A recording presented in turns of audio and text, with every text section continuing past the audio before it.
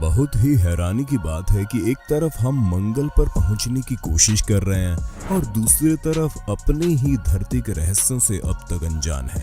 ऐसे ही धरती पर मौजूद तमाम रहस्यों में से एक है अमेज़न के जंगल, जो इतना विशाल और घने हैं कि अगर ये कोई देश होता तो दुनिया का 9वां सबसे बड़ा देश होता।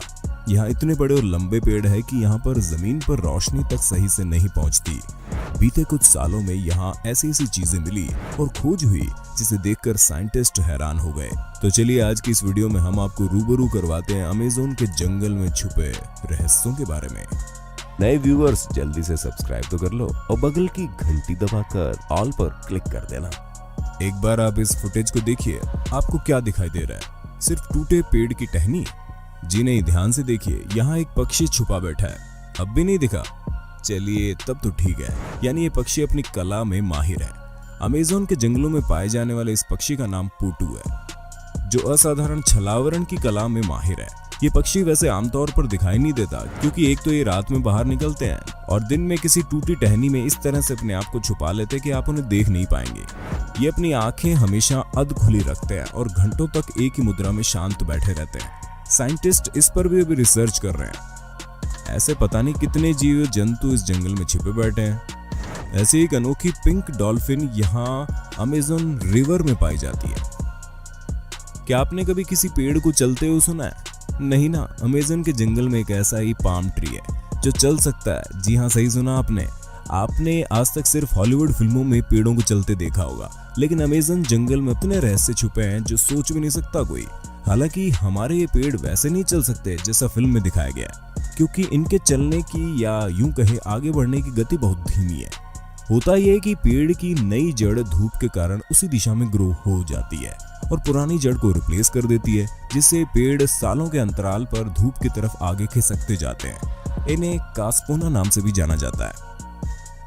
अमेज़न में लगभग सांपों की 70 प्रजातियां पाई जाती हैं, जिसमें से कुछ बहुत छोटे हैं और कुछ बहुत बड़े। लेकिन वहां के कुछ स्थानीय निवासियों का मानना है कि यहाँ कुछ ऐसे सांप मौजूद है जो बहुत ही विशाल है, जिसकी कल्पना भी हम नहीं कर सकते। पिछले साल सोशल मीडिया पर ब्राजील की एक वीडियो खूब वायरल हुई थी, जिसमें एक 18 फुट लंबा विशाल का एनाकोंडा एक व्यस्त सड़क को पार करने की कोशिश करता हुआ देखा जा सकता था, जिसमें उसकी मदद कुछ लोग ट्रैफिक को रोक कर करते हैं। उसी तरह एक फोटो भी इंटरनेट पर काफी समय तक वायरल रही, जिसमें चप्पू के सहारे एक नाव वाले ने एक रहस्यमय जीव को उठाया हुआ था। लेकिन जानकारों की माने तो ये भी एक मरे हुए विशाल एनाकोंडा की तस्वीर थी, जो ब्राजील में आई बाढ़ से बहकर नीचे आ गया था। लेकिन क्या आपने कभी सोचा है ये एनाकोंडा कितने बड़े हो सकते हैं? साइंटिस्ट के अनुसार एनाकोंडा 30 फुट तक लंबे हो सकते हैं और 2012 में मिला डायनासोर के समय का टाइटेनोबोआ सांप का जीवाश्म 42 फुट तक का था। लेकिन फिर भी वहां के नेटिव्स के अनुसार वहां 160 फीट लंबा एनाकोंडा देखा गया, जिसका केवल मुंह ही 6 फीट चौड़ा था। चलिए हवा में बात ना करते हुए फैक्ट पर बात करते हैं। पर्सी फॉसेट, जो एक ब्रिटिश भूगोलवेता, पुरातत्वविद और दक्षिणी अमेरिका के खोजकर्ता थे, उन्होंने साल 1906 में एक अभियान के दौरान एक 62 फुट लंबे विशाल का एनाकोंडा को देखने और गोली मारने का दावा किया। इसके बाद उन्होंने करीब 70 फुट लंबे एनाकोंडा को देखने का दावा किया। सिर्फ इतना ही नहीं, उन्होंने अन्य रहस्यमय जानवर को देखे जाने की सूचना भी दी, जैसे 6 फुट लंबे पैर वाली विशाल मकड़ी, जिसकी कहानियां स्थानीय लोगों में पहले से ही प्रचलित थी। पर्सी फॉसेट का मानना था कि ये जंगल अपने अंदर कई राज छुपाए बैठा है और इसके अंदर हमें और विशालकाय जीव मिल सकते हैं। इस कारण वो अमेज़न के जंगल में 1925 में रहस्यमय ढंग से गायब होने से पहले तक ऐसे ही खोज अभियान में लगे रहे थे। गायब होने वालों में उनके साथ उनका बड़ा बेटा और दोस्त भी शामिल था। इनके अचानक से गायब हो जाने का रहस्य आज भी बरकरार है। साल 1992 में अमेज़न के जंगलों में एक कैथोलिक पादरी को 75 फुट लंबा सांप दिखाई दिया था। अमेरिका में साइंटिस्ट के एक ग्रुप ने दावा किया कि धरती का सबसे बड़ा सांप टाइटेनोबोआ आज भी जिंदा है। कुछ थियरिस्ट मानते हैं कि साउथ अमेरिका के अमेज़न नदी में ये दैत्याकार जीव आज भी जिंदा है। आप इन विशाल सांपों की मौजूदगी पर क्या सोचते हैं? कमेंट करके बता दो जरा। अमेज़न के जंगल में सिर्फ रहस्यमय जीव जंतु ही नहीं, बल्कि हजारों सालों से इंसान भी रहते हैं। इनमें कुछ किनारों के आदिवासी कबीले ऐसे हैं जिनका संपर्क बाहरी दुनिया से है। लेकिन कुछ ऐसे भी हैं जिनकी दुनिया अमेज़न के जंगल और जमीन तक ही सीमित है। ये बहुत अंदर रहते हैं, यहाँ तक कि हम भी इनके बारे में नहीं जानते। ब्राजील और पेरू की सीमा पर इंसानों की ऐसी जातियां मिली हैं जिससे दुनिया अनजान थी। एक हवाई फोटो में ये लोग पहली बार दिखे। फोटो में साफ दिखाई पड़ता है कि यहाँ के लोग तीर कमान लिए हुए हैं। एक फोटो में देखा गया कि आदिवासी हवाई जहाज पर तीर और भालों से हमला करने के लिए तैयार खड़े हैं और दूसरे 15 आदिवासी झोपड़ियों के पास खड़े विमान देख रहे हैं। शायद वो हवाई जहाज को एक बड़ा पक्षी समझ रहे हैं जो उन पर हमला कर सकता है। इनकी नाव, हथियार और झोपड़ी की कई तस्वीरें सामने आई। ये फोटो ब्राजील और पेरू की सीमा पर इन आदिवासियों के अस्तित्व का एक ठोस सबूत है और इस बात का भी कि मनुष्य भले ही मंगल पर उतरने की कोशिश कर रहा हो, भले ही कितनी ही प्रगति क्यों ना कर ली हो, पर अभी भी धरती पर ऐसे कोने मौजूद हैं जहां मनुष्य नहीं पहुंच सका है। इसके अलावा एक ऐसे ही कबीले के सदस्य की चुपचाप बनाई गई वीडियो भी मौजूद है जिसमें एक आदमी पेड़ काटते देखा जा सकता है। जानकारों के मुताबिक यहाँ गहरे जंगल में एक ऐसी ट्राइब भी रहती है जिसके लोग बहुत लंबे कद के हैं। उनकी नीली आंखें हैं, यानी बिल्कुल यूरोपियन लोगों जैसे दिखने वाले, जो यहाँ के अन्य निवासियों ट्राइब्स से बिल्कुल अलग है। 16वीं शताब्दी में Spanish Dominican missionary Gaspar D Carvajal ने इनके बारे में लिखा। 1925 में अमेरिकी खोजकर्ता अलेक्जेंडर हैमिल्टन राइस जूनियर भी इनसे मिले और हाल ही में साल 1977 में एक ब्रिटिश और ब्राजील खोजी दल द्वारा भी इनसे संपर्क किया गया। वे कौन हैं, कहां रहते हैं, ये कितने हैं, आज भी एक रहस्य है। शोधकर्ताओं को भूमध्य रेखीय क्षेत्र के भीतर गहरे अमेज़न वर्षावनों में काल्पनिक जादूगर के टावर से मिलता जुलता कुछ अजूबा मिला है। ये एक छोटी सी रेशम की संरचना है जिसे सिल्क हेंज नाम दिया गया। इस संरचना के बीच में एक छोटा सा टावर होता है जिसमें मकड़ी के अंडे होते हैं और टावरों के चारों ओर गोलाकार रेशम की बाड़ होती है। लेकिन किस लिए, ये अभी तक साफ नहीं है। उस टावर में से छोटी मकड़ियों के बच्चों को निकलते तो देखा गया, लेकिन इन संरचनाओं को किसने बनाया यह आज तक मालूम नहीं चला, क्योंकि आज तक इनके आसपास किसी वयस्क मकड़ी को नहीं देखा गया और मकड़ी इस तरह के देती भी नहीं है।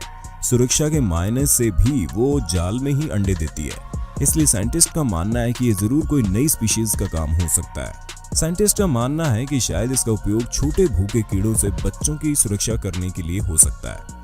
पहले सिल्क हेंज की खोज 2013 में जॉर्जिया टेक के छात्र ट्रॉय अलेक्जेंडर द्वारा पेरू में तम्बोक्ता नेशनल रिजर्व का दौरा करते समय की गई थी। अलेक्जेंडर ने जब सोशल मीडिया पर इसके बारे में जानकारी लेने के लिए पोस्ट किया तब मालूम पड़ा कि उन्हें आज से पहले किसी ने नहीं देखा है। अमेज़न के जंगलों में यूएफओ को देखे जाने का लोगों द्वारा हमेशा दावा किया जाता रहा है। विशाल वर्षावनों के साथ साथ दूसरी और अंटार्कटिक महासागर इसे दूसरी दुनिया के लोगों को छुपने के लिए आदर्श स्थान बनाता है। कुछ ऐसा ही साल 2016 में हुआ जब एक आदमी ने गूगल अर्थ की मदद से अमेज़न के जंगलों में एक सिगार शेप की यूएफओ को देखने का दावा किया। ये अजीब चीजें देखने में पेड़ों के भीतर छिपी हुई प्रतीत होती है। अमेरिका की यूएफओ जांचकर्ताओं की सिक्योर टीम 10 के टालर ने बताया कि वहां दूर दूर तक कोई टावर या कोई चीज नहीं है, बस पेड़ ही पेड़ है। किसी पेड़ से उसकी तुलना करने पर मालूम पड़ रहा है कि ये बहुत विशाल है। सिर्फ एक ही जगह नहीं बल्कि इस तरह की कई आकृतियां पूरे जंगल में फैली हुई है। आपको क्या लगता है, इस बारे में कमेंट करके बताना। लेकिन उससे पहले अमेज़न फॉरेस्ट में घटी इस घटना के बारे में तो सुन लो। 2011 में 2 ब्रिटिश सैलानी ब्राजील घूमने गए थे। फॉरेस्ट में मुहाने वाले ममोसा क्षेत्र में इन पर्यटकों ने गलती से एक ऐसी तस्वीर खींची जो साइंटिस्ट के लिए सिरदर्द बन गई। एक प्रसिद्ध पैरानॉर्मल लेखक माइकल कोहेन द्वारा ली गई एक तस्वीर ने एक एलियन जैसी आकृति को जंगल में साफ साफ देखा जा सकता है, जिसके पीछे कुछ मीटर की दूरी पर एक गोलाकार लाइट भी चमक रही थी। इस क्षेत्र में पहले ही एलियंस को देखे जाने का पहले भी कई बार दावा किया जा चुका है, जिसके चलते ब्राजील सरकार ने ऑपरेशन प्रेटो नाम की एक इन्वेस्टिगेशन का गठन किया, जिसमें आर्मी को इस क्षेत्र में एलियन की मौजूदगी की जांच करने के लिए भेजा गया, लेकिन कुछ हाथ नहीं लगा। अमेज़न का जंगल दुनिया का सबसे बड़ा रेन फॉरेस्ट यानी कि वर्षावन है, जो कि 2.1 मिलियन वर्ग मील में फैला हुआ है। दक्षिण अमेरिका से ब्राजील तक फैले इस जंगल में लगातार कानूनी और गैर कानूनी तरीके से होने वाले पेड़ों के कटाव के कारण इसका क्षेत्रफल कम होता जा रहा है। जब ऐसे ही एक जगह पर साइंटिस्ट ने ड्रोन उड़ाकर कुछ तस्वीरें ली तो देखकर दंग रह गए। उन्हें यह जमीन पर 2000 साल से भी ज्यादा पुरानी आकृतियां खुदी हुई दिखाई दी। गोल, चकोर और रिंग के आकार के करीब 450 आकृतियां यानी जियोग्लिफ्स मिली थी, जिसको देखकर साइंटिस्ट हैरान है, क्योंकि पहले शोधकर्ताओं का मानना था कि अमेज़न वर्षावन आदमियों से अछूता रहा है। ये मानव निर्मित संरचना अभी भी एक रहस्य बनी हुई है। जिस तरह इंग्लैंड के स्टोनहेंज यानी कि लगभग 4000 साल पहले विशालकाय पत्थरों से बनी एक आकृति का रहस्य आज भी बना हुआ है, लेकिन साइंटिस्ट का मानना है कि इनका उपयोग शायद रक्षा, जल निकासी या शायद औपचारिक या धार्मिक कारणों से किया जाता रहा होगा। लेकिन सटीक जवाब किसी के पास नहीं है। क्या आपके पास है? इंडियाना जोन्स एक अमेरिकी मीडिया फ्रेंचाइजी है जो काल्पनिक पात्र doctor Henry Walton Indiana Jones के पुरातत्व खोजी कारनामों पर आधारित है। इस सीरीज की कई हॉलीवुड फिल्में भी आपने देखी होंगी, लेकिन क्या आप जानते हैं ये चरित्र पर्सी फॉसेट के असल जीवन से प्रेरित है। जी हाँ, वही पर्सी फॉसेट जिन्होंने 62 फुट लंबे विशालकाय एनाकोंडा को देखने और गोली मारने का दावा किया था। इनके ऊपर 2016 में एक फिल्म भी बनी है जिसका नाम लॉस्ट सिटी ऑफ जी है। ब्रिटेन में जन्मे पर्सी का मानना था कि अमेज़न में एक उन्नत और प्राचीन शहर छुपा हुआ है। जैसे जैसे साल बीतते गए उन्होंने इन जंगलों में कई खोजी अभियान किए। उन्होंने अनेक रहस्यमय जीवों के साथ साथ विशाल एनाकोंडा को देखने का दावा किया। कई नए कबीलों से मिले। उन्होंने सालों तक जंगल में जीवन बिताया, इसलिए उनका नाम दुनिया के महान खोजकर्ताओं में आज भी शामिल है। लेकिन उनके सिर पर सोने चांदी की बनी उस आधुनिक सिटी ढूंढने का जुनून सवार था जिसे सिटी ऑफ जी कहते हैं। साल 1920 में रियो डी जेनेरियो की नेशनल लाइब्रेरी में उन्हें एक दस्तावेज मिला जिसने उनके जीवन को हमेशा के लिए बदल दिया। वो पांडुलिपि 512 थी जिसे एक पुर्तगाली खोजकर्ता द्वारा 1753 में लिखा गया था, जिसमें उस पुर्तगाली खोजकर्ता ने दावा किया था कि उसने जंगल के बीच चांदी की दीवारों और सोने की छत वाली एक ऐसी सिटी देखी थी जो प्राचीन ग्रीस से मिलती जुलती थी। पर्सी फॉसेट ने जब ये सब पढ़ा तो उन्हें पक्का विश्वास हो गया कि उनकी सोच सही है। अगले ही साल 1921 में उन्होंने खोज शुरू कर दी, लेकिन बहुत बारिश होने की वजह से कई बार उनका अभियान रुक गया। फिर 1925 में उन्होंने अपने बेटे, दोस्त और 2 ब्राजीलियन मजदूरों के साथ पूरे हथियार, रसद व अन्य सामान के साथ दोबारा खोज चालू की।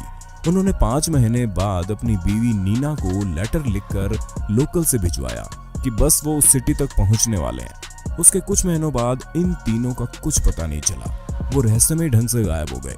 कई खोजी दल उन लोगों को ढूंढने भेजे गए, लेकिन वो भी लौट कर नहीं आए। लगभग 100 के करीब लोग पर्सी फॉसेट को ढूंढने के दौरान ही रहस्यमय ढंग से गायब हो गए। आखिर क्या हुआ इन सबको? क्या उन्होंने सच में उस सिटी को ढूंढ लिया था और वहीं रहने का फैसला कर लिया? क्या जंगल के अंदर सच में कई विशाल जीव मौजूद हैं जिन्होंने सबको अपना निवाला बना लिया, या सब किसी खूंखार कबीले की भेंट चढ़ गए? आपको बता दें, ये जितने भी लोग वहां गए सब बंदूकों और हथियारों से लैस थे।